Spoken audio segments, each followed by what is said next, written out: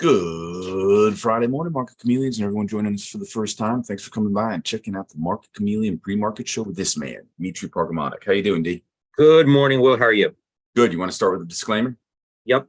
Good morning, everyone. Before we get started, keep in mind, Will and I and Market Chameleon, we're not a registered investment advisor. We're not a broker dealer. We're not telling you what to do. We're just sharing ideas. If you need advice, call your registered investment advisor, call your broker. That's what they're there for, to give you advice, provide you with guidance. There's the disclaimer. Excellent. Let me share my screen.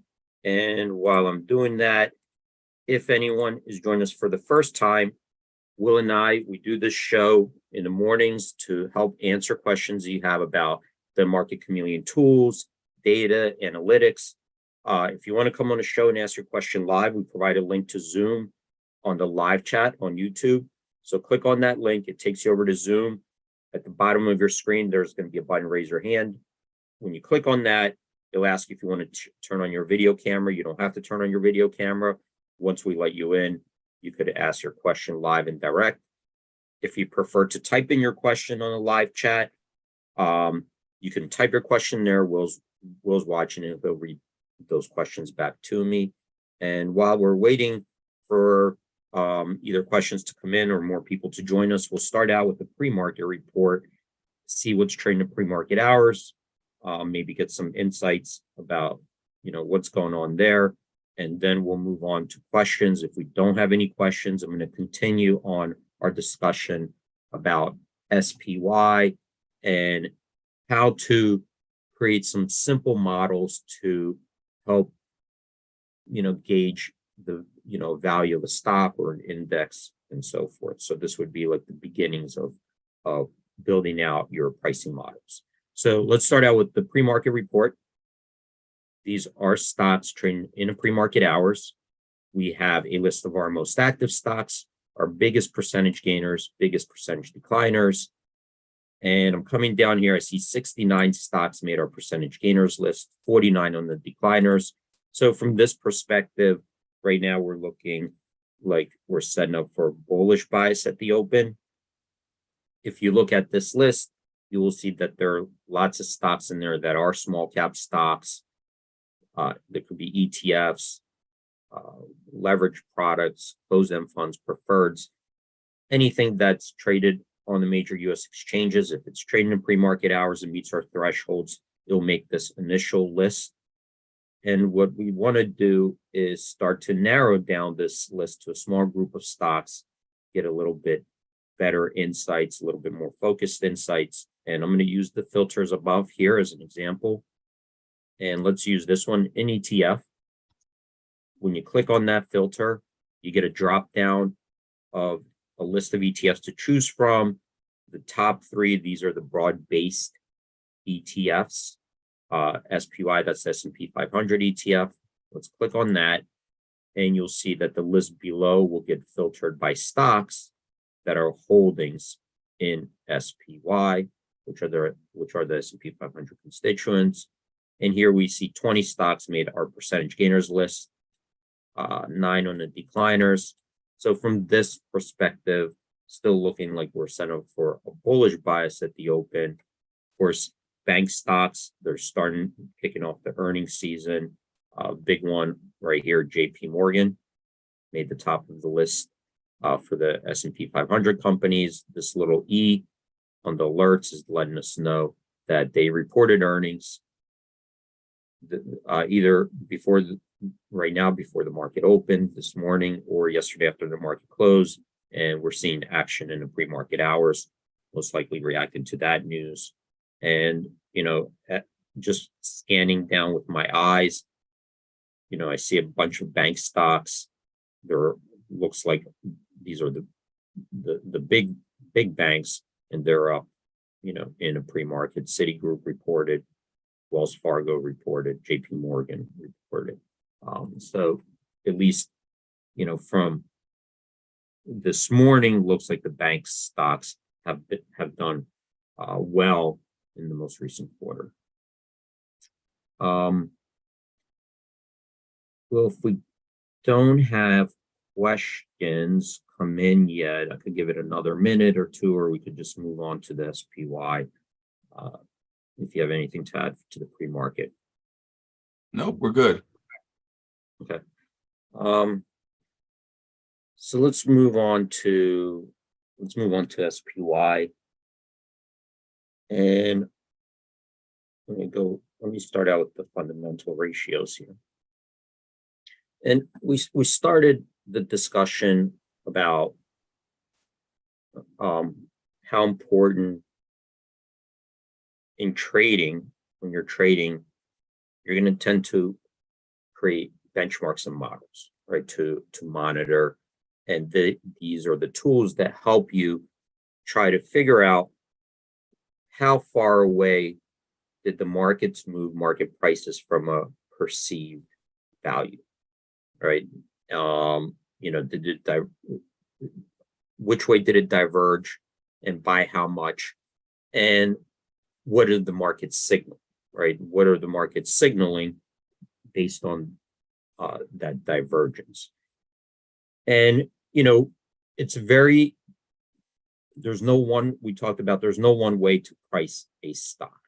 There's no, or an index. I can take SPY and I could figure out the NAV, the net asset value, and compare it to the price. I could do that. And if there's a divergence, there's probably an arbitrage opportunity, because then I could just, create the basket of stocks myself versus the SPY, and then go and then redeem it, and get the difference. But those types of arbitrage opportunities right now are very small, and it tends to trade close to its NAV. So what we want to do is say, okay, SPY, what is the stock price? And the stock price is, it's giving us information, other than its price. It's giving us some information about market's expectations, basically what the market is pricing in future earnings growth. Okay, that's kind of what we were trying to figure out. Well, what are the markets, pricing in the stock? Because I see it's $413, but so what? What is the insight from this price? I have to kind of put it back into a model and try to break it down to see what are people expecting, as far as earnings growth go, or the future growth of these companies. That's kind of the question you try to answer. And then if you could work your way backwards and try to see what that estimate is, you could compare it to historical earnings growths, or high and low growth rates, to see how enthusiastic or how pessimistic are the markets right now regarding future earnings growth. All right, does that make sense? So when and I think that we talked about, there's no one right model. There's going to be different, competing models. So you start out with the most simplest thing, just break it down. What are the most important variables, factors into pricing SPY? And you start out with that, and then you can build on top of it and tweak it. So we know that, okay, earnings, right? Because we're talking about investing in a stock. You're not buying a one-of-a-kind, paintings that you could hang on your wall. You're not buying a Rolex watch, or you're not buying, a house that you could live in and use and rent. All you're doing is buying this intangible paper asset for the purpose of, you think that if you hold on to it, that later on you'll receive more money for it than you put in, right? You're trying to make a profit on it. So we know that one of the biggest drivers of the stock, the most important factor is that it has to have earnings. So we need to first take the earnings, and then we also have to compare it to the risk-free rate. So whatever the stock earns, whatever it yields, no matter what financial asset you're looking at, the risk-free rate is going to be an input, right? Because you have to at least beat that, or you're just getting an inferior return on the risk asset. And the starting point will be trying to take your knowns, right, and then your unknowns. So the knowns will be, well, we know what these companies in the S&P 500, we know what they earned in the last 12 months, right? Last year, they already filed their SEC filings. We could take a look at it. We could add up all the earnings for the last 12 months as our starting point. And then we know what the enterprise value of all these stocks are, right? Because those are all observed and known variables. So we know exactly, okay, here's the enterprise value of these stocks. Here's what they earned last year. So based on that, just what they earned last year and its current enterprise value, if we take, the earnings divided by the enterprise value, what would we yield? Just like if you bought a real estate, if you invested in a investment property, you bought it for $100,000, you collected $10,000 rent, you paid $5,000 in interest, in taxes or whatever fees you have $5,000 left over. 5,000 divided by 100,000, you yielded 5%. So that would be our starting point. And I'm going to come down here, and these are the different earnings yields. And you could see, it's up to you which one. Well, this is dividend yield. There are different ways to calculate it. I like to look at the operating yield, which are the operating profits divided by enterprise value. So it's 5.4%. And now we could compare that, to historical. That's kind of a little bit above the 5-year average. But then we want to calculate the premium, your risk premium, equity risk premium over the risk-free rate. And for me, I like to use the 5-year. Some people go out 10 years. We'll talk about that a little bit more, but because it's not possible to forecast earnings for 2 quarters, 3 quarters, even 1 year, you want to if you're holding on to this stock, the assumption is you're holding on for long term. So if you compare that to the 5-year treasury, you could see that it's like a 1.9% premium right now. Okay, 1.9% premium over the 5-year treasury, which you can see is that risk premium is much lower than the historical. Here we had like over 3%, right? So that risk premium came in. So the other variable now is that, well, if we hold it for 5 years, we're expecting earnings to grow, right? And here, that's the tricky part, because how much are they going to grow by, right? I don't know. You don't know the analyst. The analysts can't even, are having trouble predicting 1 quarter to the next.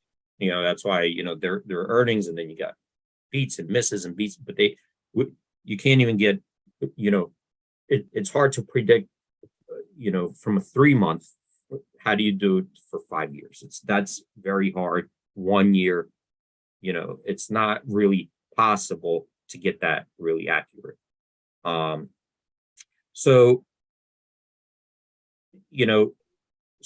what do we do? Well, we need some kind of a baseline, right? We need some kind of baseline to say, okay, I can't predict the earnings growth, but I have to go out further out in time to smooth out all this volatility from quarter to quarter, year to year. What about in the longer term? If I stretch it out, what are the average growth rates? So that would be over here. So what is this graph? This is the operating income that we talked about. And what this is doing is saying over a given 5-year period, what is, if we took it out 5 years, and what is the average annual growth rate per year? That's what it's calculating. So you could see here, that's kind of trying to smooth out all this volatility and back and forth. So even this chart, looks, and this is, a 1-year moving average chart. So you could see here, it was kind of steady here, dipped here during COVID. Then we got that stimulus, went all the way up. But that green line is your long-term average 6.4% with the median 4.7. All right.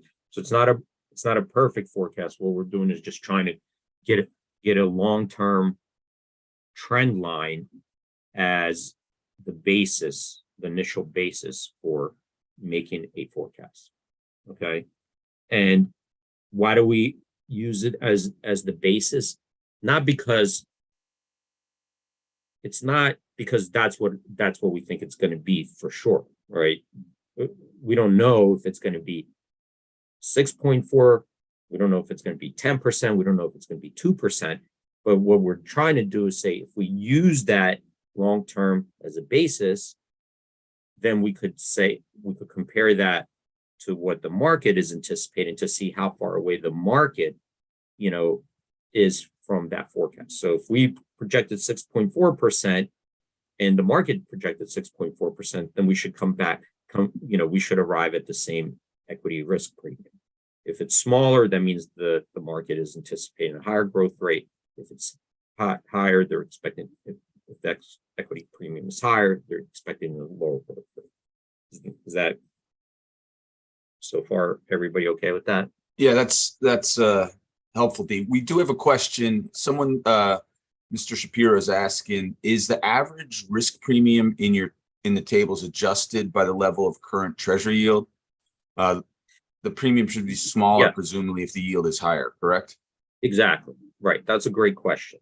Exactly. The equity risk premium is the yield that you're earning above the risk-free rate.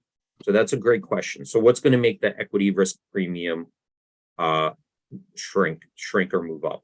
Well, one is that your earnings could move up or down, or if the earnings stay the same, the risk-free rate is moving up or down. And remember, it is the spread or difference between the two yields. So you're exactly right that going back in time, you're comparing what was the risk-free rate at that time versus the earnings yield. And that's what you're tracking, as it's moving along. So yes, you can't. So let's come down here. Right. So here we're going back in time, and here we're at that moment, right? So we're going back in time and saying, okay, at this moment, we look at the trailing 12 months earnings versus what were the equity enterprise value at that time, right? What were the market cap at that time? And we get the earnings yield, right? Then we say, okay, that's the trailing 12 months earnings yield. If we assume that for the next 5 years, the earnings were going to grow at the long-term trend line, right? Long-term trend line of 6.4%. The forward annual yield is 6.1%. In other words, let's get back to the real estate example. If we know if we bought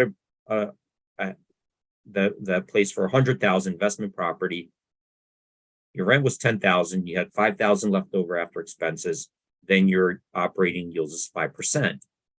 But your expectation is that I could increase rent, right? Let's say it's 6% per year. So if you could increase rent 6% per year, and you were going to 6% year over year, right? So 6% next year, then 6% the following year, and so forth.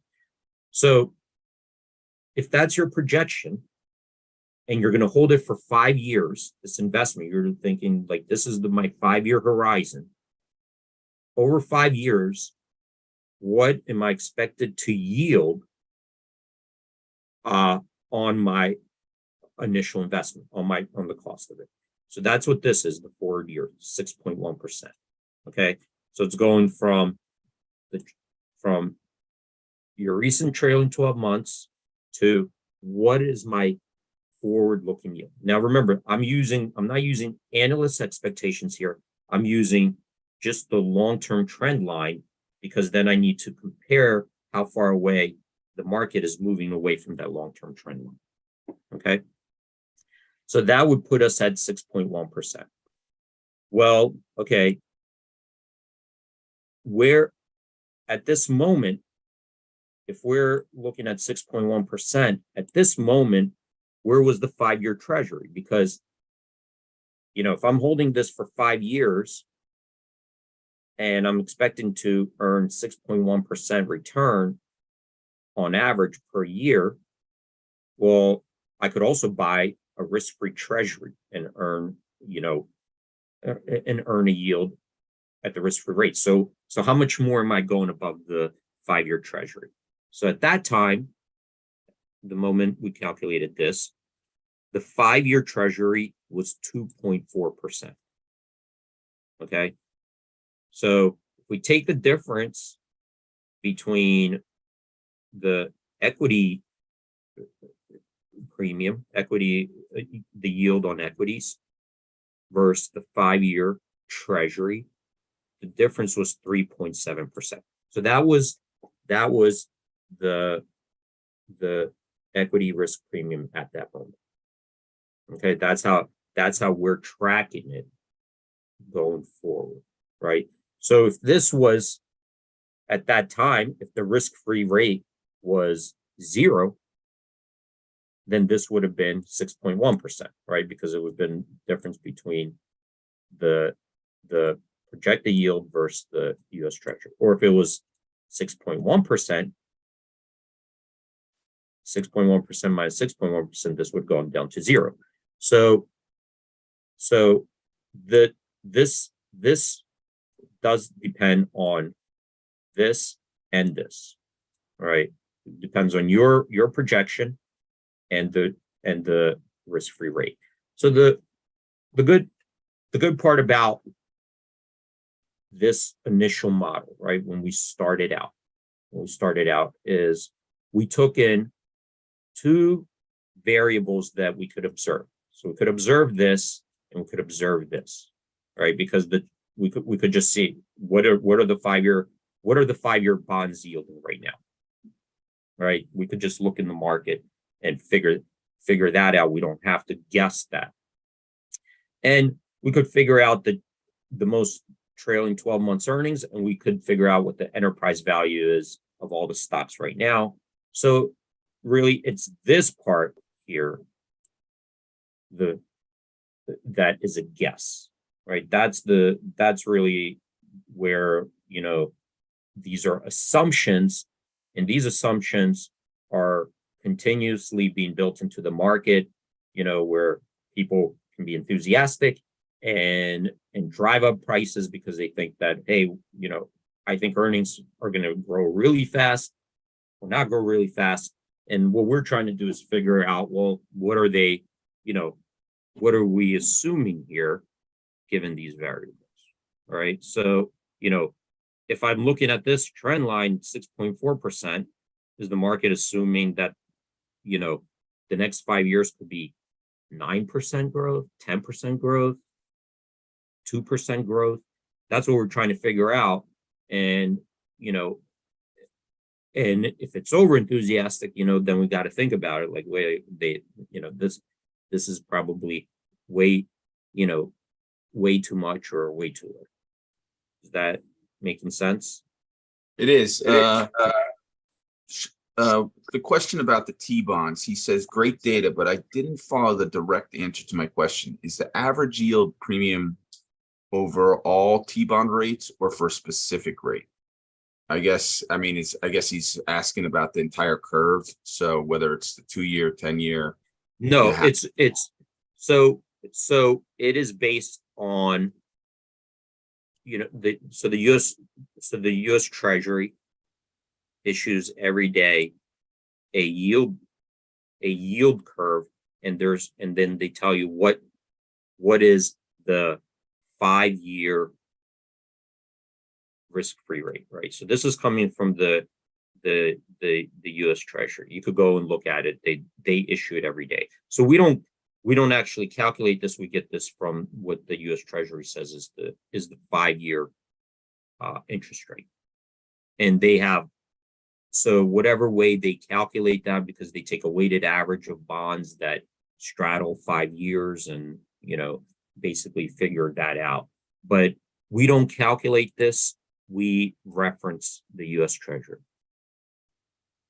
So every day they come out and tell you where the 5-year yield is. All right, there you go. Hopefully that helps. Awesome job, Dima. We're right up against the opening. Yeah, I think you could even subscribe to it. So the Federal Reserve, like you could go to the Federal Reserve website and that's the rate that they publish. So Perfect. whatever calculation they're using, for that rate. But that's what we're referencing. Yep. Let me come back here really quickly. So here, so I didn't push this out yet. I'm just starting to build out the model. And if we take the average, so right now, here's the risk premium, 3%, basically. The projected long-term growth rate versus the 5-year Treasury. So it's about 3%. So that's where we are here. What this is telling us, if we were at the average equity risk premium, if we took the average of, since 2018, we took the average of these, right? You can see there's a difference of 1.3%. And just to give you guys an idea, well, where would the enterprise value have to be? So how do we get back to this 4.3%? Well, either the earnings are going to go up or the equity prices have to come down, right? So think of it this way, if you have a house, you're paying $100,000 for it and it's yielding 5%. Well, if all of a sudden you demand a 10% return on your investment, right? If the market's, you need a 10% return, well, there's only 2 ways that could happen: is either the rents go up or the rents stay the same and the price you pay has to come down. Okay. So given that, we could get some insights that if the earnings projections are wrong and we go back to the long-term trend and we go back to the average risk premium, this is where the market would theoretically be, given all the same. So this calculator here is going to help us. I don't have time now. I could come back to it. But on this calculator, these test values, what it will let us do is change some of these scenarios around to say, if I require an X amount of risk premium, and I think the Treasury is going to stay here, what is the expected growth rate? So I don't have time right now, but we'll come back to that. I just had to walk you. When is this going to be available on the website for everyone?